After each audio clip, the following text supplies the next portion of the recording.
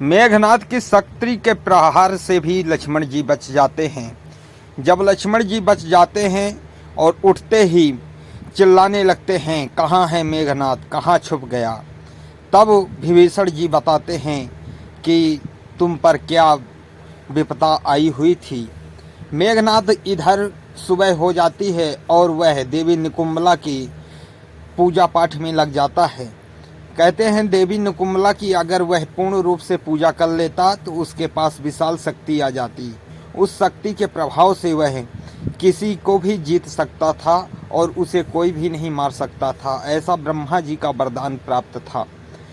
परंतु जब विभीषण जी यह बात बताते हैं राम और लक्ष्मण को, लक्ष्मण जी अपनी सेना ले जाकर उसी जगह रख देते हैं जहां वह देवी निकुंभला की पूजा कर रहा था।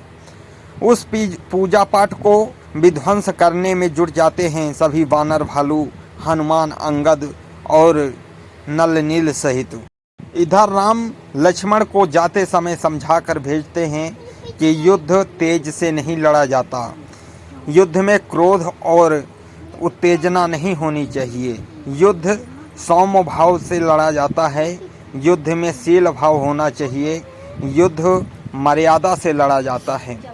युद्ध में अगर तेज भाव दिखाएंगे तो हमारी हार हो सकती है, इसलिए युद्ध में बुद्धिमानी से लड़ना, यह बात सिखाकर लक्ष्मण जी को भेजते हैं। जब यज्ञ विध्वंस करने में वानर भालू सफल हो जाते हैं तब लक्ष्मण जी इंद्रजीत को ललकारते हैं युद्ध के लिए।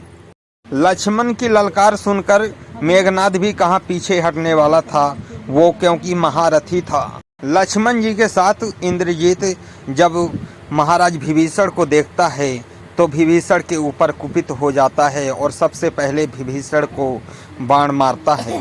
लक्ष्मण जी उस बाण को शक्तिहीन कर देते हैं और लक्ष्मण और मेघनाद का घमासान युद्ध चलने लगता है। मेघनाद लक्ष्मण पर ब्रह्मास्त्र चलाता है। ब्रह्मास्त्र अमोघ बाण होता है जिसका कोई भी तोड़ नहीं होता। वह भी तेजहीन हो जाता है और वापस चला जाता है।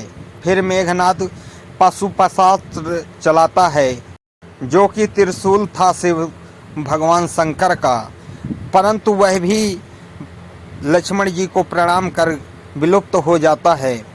तब नारायण अस्त्र चलाता है मेघनाद जो कि उसके पास अमोघ बाण था जिससे कोई भी नहीं पराजित हो सकता था, परंतु वह लक्ष्मण के प्रतीक्षणा करके वापस लौट जाता है। यह सब देखकर मेघनाद वहां से विलुप्त हो जाता है और रावण के पास पहुंच जाता है।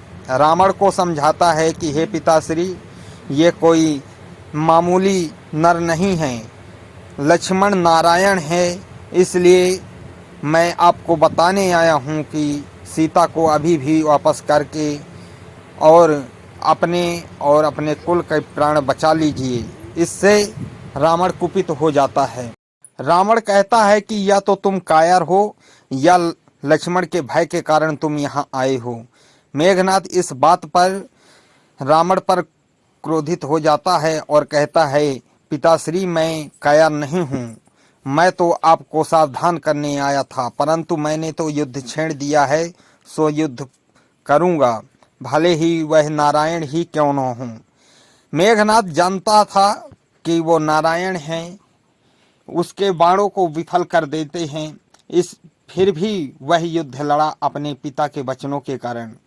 ऐसे महान योद्धा बहुत कम मिलते हैं, इसीलिए तो जब भी वीरों का नाम इतिहास में लिया जाता है तो मेघनाद का भी लिया जाता है। मेघनाद जानते हुए भी नारायण से युद्ध किया और अंत में लक्ष्मण जी ने अपने बाण को राम की सौगंध देकर मेघनाद पर छाड़ देते हैं और मेघनाद का सर कट के धरती पर गिर जाता है।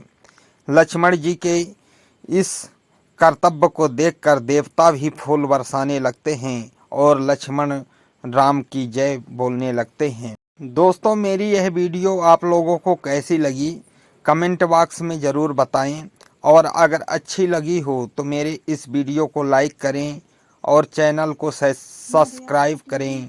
जय श्री राम दोस्तों, जय श्री राम।